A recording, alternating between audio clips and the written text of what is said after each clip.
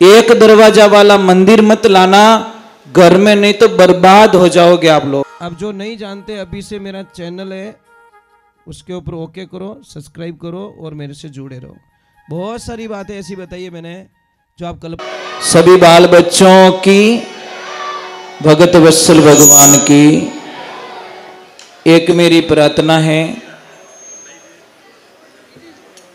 जो भी बच्चे पढ़ाई करते हैं उन बच्चों से मेरा निवेदन है हाथ जोड़ के। कई बच्चे कहते हैं कि हमको याद नहीं रहता, हम भूल जाते, आपके लिए भी है। शाम के टाइम में सूर्यास्त के, ध्यान से सुनना, आपके पढ़ाई के बारे में बता रहा हूं मैं, ये माता पिता को ध्यान रखना है। बच्चे को शाम को सूर्यास्त के 48 मिनट पहले और 48 मिनट बाद में पढ़ाई मत करवाओ, बिल्कुल मना किया गया शास्त्रों में। क्योंकि अगर आप पढ़ाई करा रहे हो तो जितनी पढ़ाई उसने पहले की वो भी भूल जाएगा वो। शाम के टाइम में सूर्यास्त के 1 घंटे पहले 1 घंटे बाद में सोना नहीं चाहिए। सूर्यास्त के समय 1 घंटे पहले और 1 घंटे बाद तक खाना बिल्कुल नहीं खाना चाहिए। और घर में जो मंदिर होता है उस मंदिर के जो वो भाग खुलते हैं ना, दरवाजा, एक दरवाजा वाला मंदिर मत लाना घर में, नहीं तो बर्बाद हो जाओगे आप लोग। समझ में आ रहा कि नहीं आ रहा? कई बार क्या करते, दरवाजा एक तरफ खुलता है, वो दरवाजा बड़ा अशुभ लिखा गया शास्त्रों में, दरवाजा दोनों तरफ खुलना जरूरी है। और माताओं बहनों, मैं आप रे पगे पड़ूं, जिंदगी रे माने कदी घर में शिवलिंग मत लाओ, नहीं तो पूरे परिवार को आगे पीछे हो जाओगे आप लोग। शिव की मूर्ति रख सकते हो घर पे, शिवलिंग की पूजा नहीं करनी चाहिए घर पे। शास्त्रों ने तो बहुत कुछ हमको बताया। आप लोग शिव जी की पूजा करना जानते हो? कौन कौन करते हो शिव जी की पूजा? शिवरात्रि का उपवास कौन कौन करते हो? तो मुझे पूजा कैसे करते बताओ।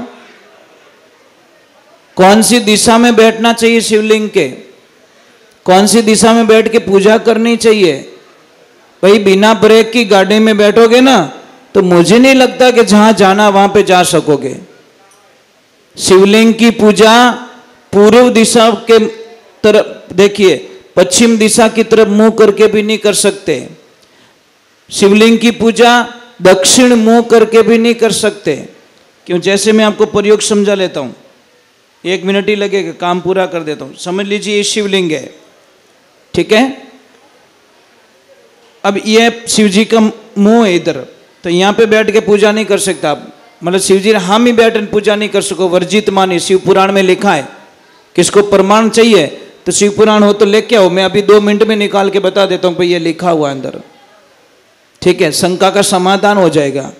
तो शिव जी के सामने बैठकर, आपको धंधा अच्छा चलाना है, धंधे में कोई नुकसान ना है ऐसा धंधा करना है, आपकी उधारी ना फंसे ऐसा धंधा करना है, आपको करना कुछ नहीं है, एक अच्छा पार्टनर चाहिए आपको। अब कई लोग मुझे प्रश्न करते हैं, बाबूजी मैंने पार्टनर तो दिवालियों कर दियो। महाराज ओ पार्टनर नहीं चाहिए। पार्टनर कौन? बस उन्नो हिस्सो डालो महाराज, तो कटे पार पड़ सके, नहीं तो आज पड़े न कोई। क्योंकि जब उसको पार्टनर आप डाल दोगे, जरूरी नहीं 50% में डालो, आप 2% में डाल दो उसको। कितना? 2% का पार्टनर उसको बना दो। भैरू जी माता विश्वास है तो भैरू जी ने पार्टनर बनाए दो, माता जी ने विश्वास है माता जी ने पार्टनर बनाए दो, रामदेव जी ने विश्वास तो रामदेव जी ने पार्टनर बनाए दो। पर कोई न कोई देवी देवता आपका पार्टनर चाहिए। 1% में डाल दो यार, और छोड़ रहे हैं 1% और छोड़ रहे हैं, वो ज्यादा हार्ड नहीं है, ये ध्यान रखें। फिर देखो अपना धंधा देखो, आप कल्पना भी नहीं कर सकते। और एक मेरी प्रार्थना है, देवियों जाना मत, हाँ जाइजो मत, पाप लागेला। आरती पहला जाओला तो थोड़ी देर बाद में वैसे आरती कर देंगे, दिक्कत नहीं आपको। हमको भी बहुत दूर जाना है। एक हमेशा ध्यान रखें, आप करोगे, विश्वास हो तो कर देना, नहीं तो राम राम। अमावस्या की रात होनी चाहिए।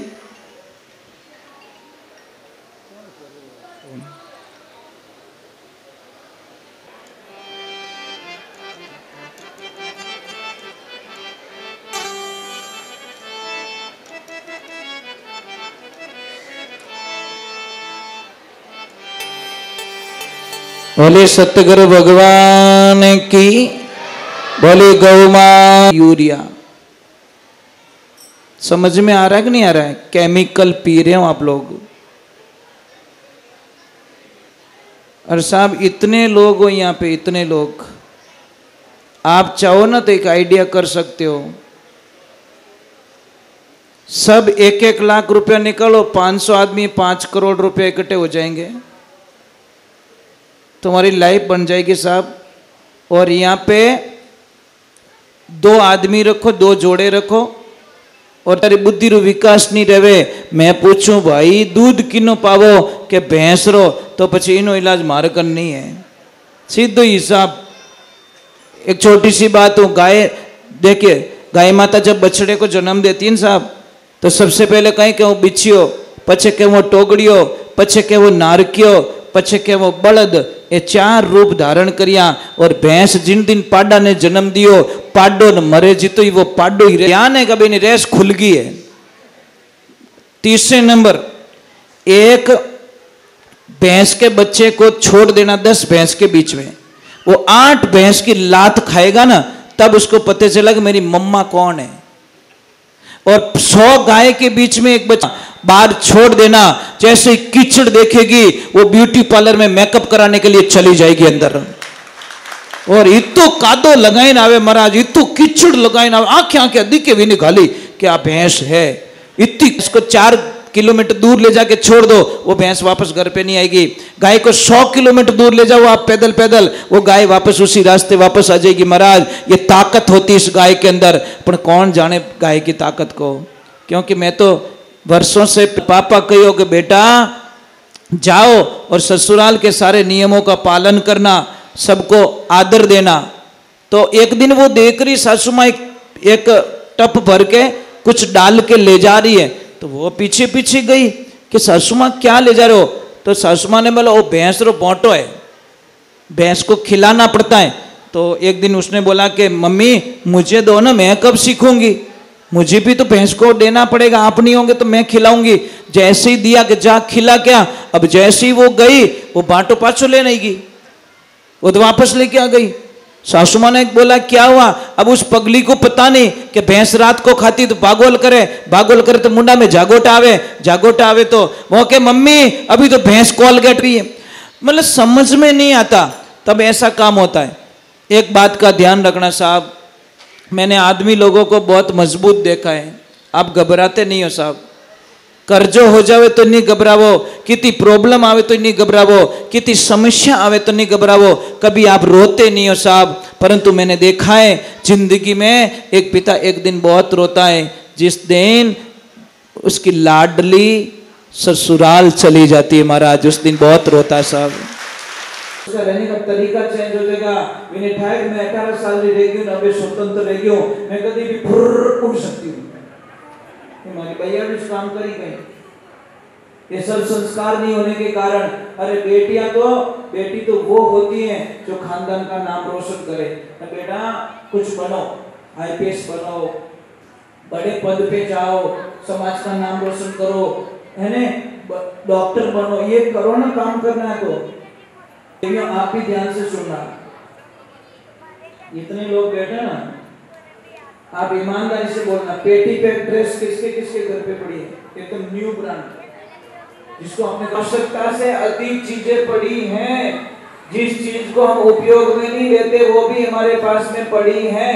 अपन तो मार्केट में पसंद आड़ी बस जचनी चीजें पई होगी तो ही लगे।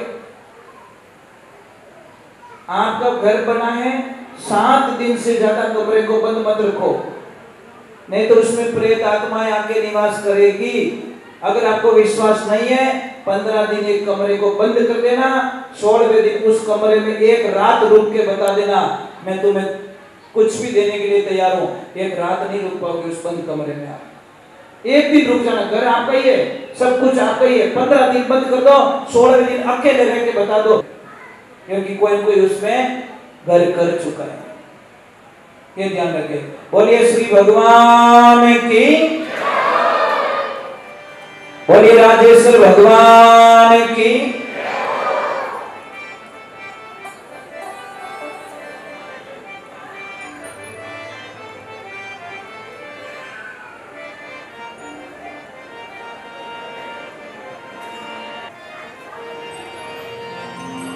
राम नाम भजमान वीर विरथ जन में मति खोई, काई भरोसो इन स्वासिरो आनंद जाना होई।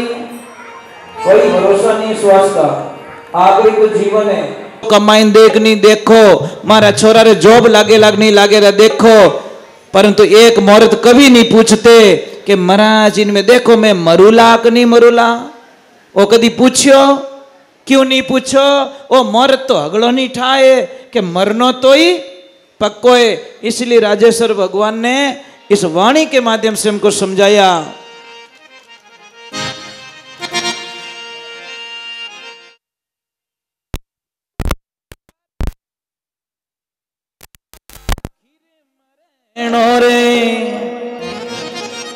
एक मेरी बात समझ में नहीं आई, माताओं बहनों, आप लोग नाराज हो हमारे पे? नाराज हो क्या कि तो नाचनी नहीं आवे? मैंने एक चीज देखी साहब, मारवाड़ में जईजो बार उनाड़ा में डीजे बाजण दीजो, विने कहे तू आगी रे थोड़ो मने उडाउन दे थोड़ो। महाराज उस डीजे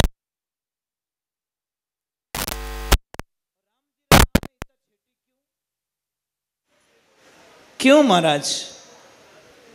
अरे ऐसे नाचो कोई हमको पागल घोषित कर ले, गियो काम हूं, तब जाके सोचना मेरी लॉटरी पक्की हो गई।